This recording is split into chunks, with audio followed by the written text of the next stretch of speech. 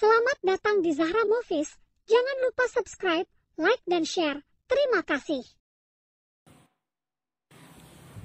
Wangi bunga menyeruak memenuhi seluruh ruangan. Semua dihiasi dengan indah dan detail yang cantik. Ya, hari ini adalah pernikahan Ajun Komisaris Polisi Bima Sena dengan Dr. Asya. Semua sudah diatur sedemikian rupa oleh Bima Sena, langsung dihandle oleh I.O. khusus yang sudah ia tunjuk untuk memperlancar acara sakralnya tersebut.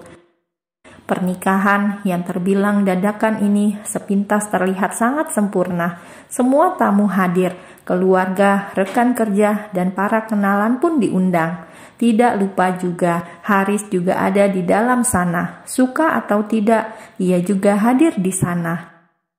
Wajahnya terlihat pucat, menyaksikan pujaan hati harus menikah di depan mata, apalagi dengan abang sendiri.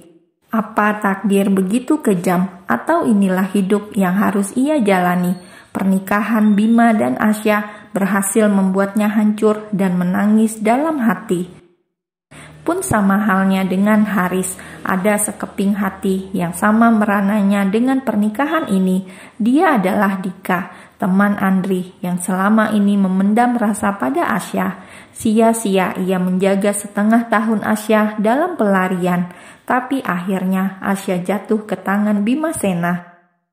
Hatinya sakit, tidak berdarah, tidak sanggup menyaksikan janji suci keduanya. Dika memilih menjauh, matanya perih melihat pemandangan yang mengusik hati tersebut. Ketika semua hati terluka, ada hati yang masih tidak percaya.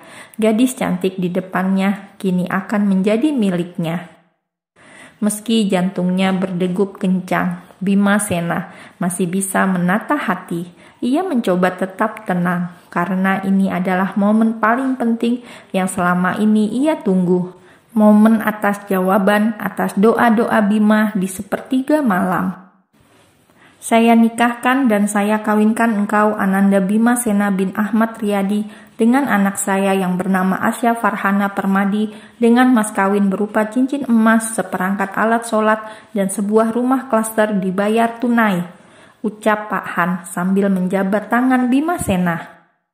Saya terima nikahnya dan kawinnya Asya Farhana Permadi binti Handoko dengan mas kawin tersebut dibayar tunai.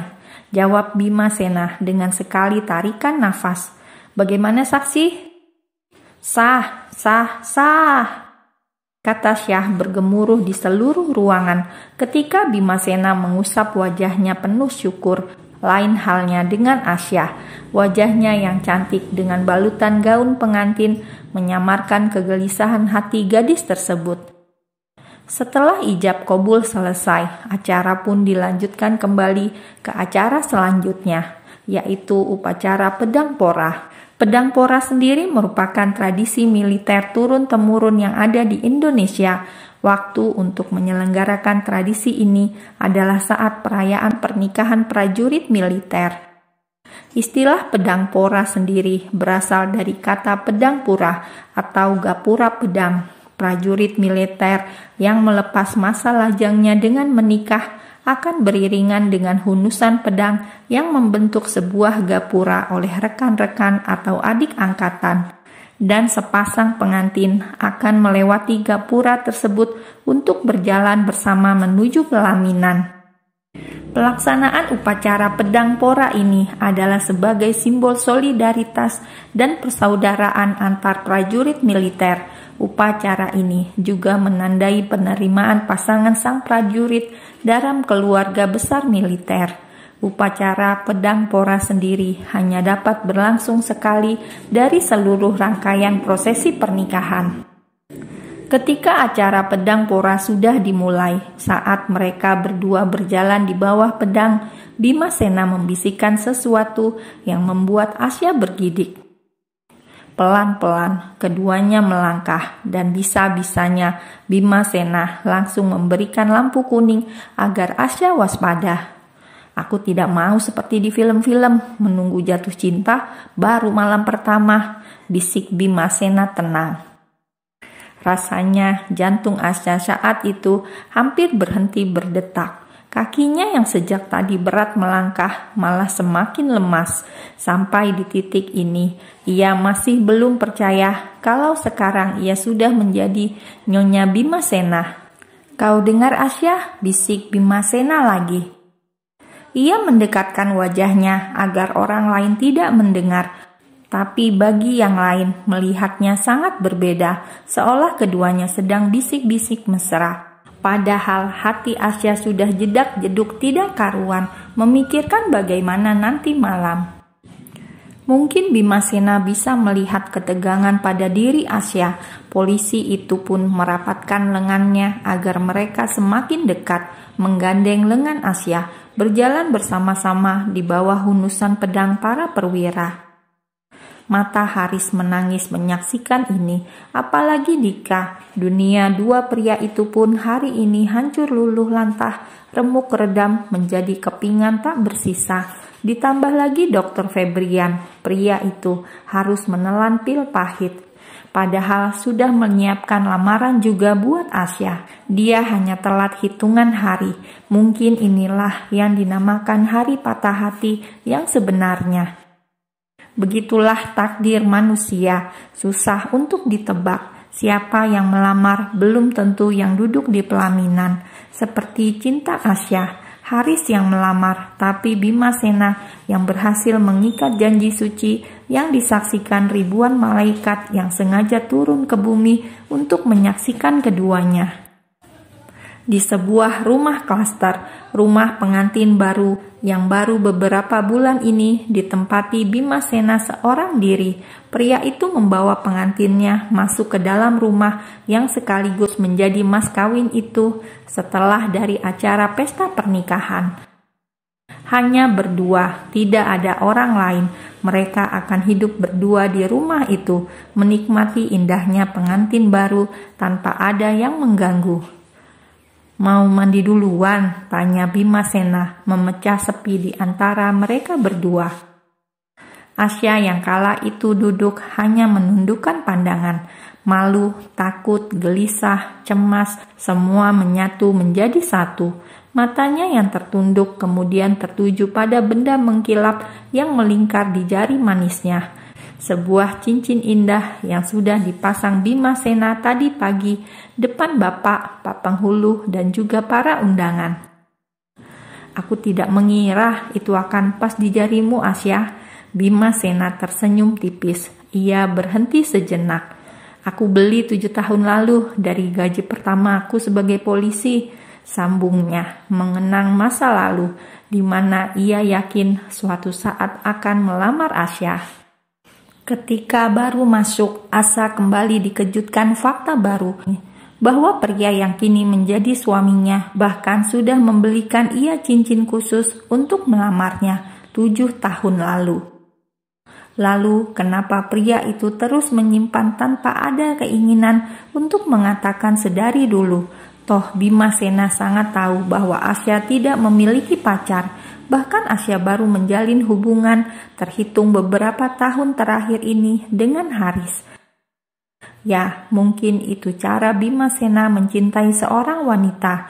Ia tahan, ia pendam hingga sampai pada waktunya ia merasa pantas bersanding dengan pujaannya tersebut. Meskipun sempat terjegal oleh cinta adik sendiri, tapi akhirnya takdir berada di pihaknya. Mungkin Bimasena kelewat pintar merayu robnya, hingga Allah kabulkan doa-doanya. Seperti malam ini, malam yang mungkin tidak akan ia lupakan sampai kapanpun. Kamar pengantin, wangi dari ribuan kelopak bunga yang ditabur di seluruh sprei dan lantai, membuat suasana malam pengantin menjadi begitu kental. Ini adalah momen mendebarkan bagi Asya dan juga Bimasena, momen di mana jantung sudah meletup-letup karena rasa grogi yang tidak karuan. Kita sholat dulu, ajak Bimasena sebelum melakukan ibadah yang ditunggu-tunggu. Dengan wajah tertunduk seperti mencari uang jatuh, Asya mengangguk gadis itu, kemudian mengambil air wudhu. Ada rasa canggung, rasa takut, rasa cemas dan gelisah. tapi juga ada rasa pasrah di mana dia percaya bahwa ini adalah takdir dari Sang Ilahi. Asya adalah gadis soleha. Ia percaya dengan ketetapan Allah, meski belum jatuh cinta sepenuhnya. Setidaknya ia sudah mulai respek karena sikap hangat Bimasena padanya. Apalah, pria itu adalah satu-satunya pria yang sudah berhasil mematuk dirinya. Pria pertama yang mengaku akan menanggung dosa mereka pasca kejadian penculikan waktu di Semarang malam itu. Sebuah tragedi muntah setelah tautan yang pertama. Ini mungkin akan menjadi kenangan memalukan, kenangan paling manis yang akan mereka kenang sampai tua sambil tertawa membayangkan betapa konyolnya mereka dulu. Mungkin dulu Bimasena masih amatir, tapi malam ini ia akan melakukan sesuai nalurinya sebagai seorang pria. Sebelumnya, pria tersebut mengajak Asya untuk sholat terlebih dahulu dengan kusuk. Pria itu memanjatkan banyak doa, memanjatkan banyak syukur alhamdulillah, karena Allah sudah menjawab doa-doanya selama bertahun-tahun, doa untuk dijodohkan dengan Asya. Selesai sholat, keduanya kembali terlihat kikuk, sama-sama canggung, sama-sama jantungnya bergemuruh. Apalagi ketika Asya mengecup punggung tangan Bimasena usai sholat jamaah, mendadak ada sengatan listrik yang tiba-tiba menjalar melewati nadi dan langsung lari ke jantung, membuatnya berdegup semakin kencang. Setelah melipat sajadah, Bimasena bangkit. Pria itu berdiri sempurna, tentunya dengan perasaan gugup karena ini adalah malam pertama mereka. Apalagi Asya, gadis itu mungkin rasanya mau pingsan saja. Pas Bimasena mulai mendekat, Asya semakin canggung karena Bima menatapnya terus tanpa mengalihkan pandangan. Dengan tangan gemetar, Asya mulai membuka hijab yang selama ini menutupi auratnya. Ya, makin terpanalah Bimasena ketika melihat bidadari tidak bersayap itu. Kelihatan rambutnya yang panjang dan hitam mengkilap. Cantik, sangat cantik, hingga Bima kehilangan kata-kata untuk menguraikan apa itu arti keindahan. Tidak mau mengulur waktu, jantung pun sudah semakin berdebar. Akhirnya Bimasena mendekati Asya. Ia dudukkan Asya di tepi ranjang. Perlahan ia menurunkan wajahnya, mengecup dahi gadis yang selama ini memenuhi setiap doa-doanya.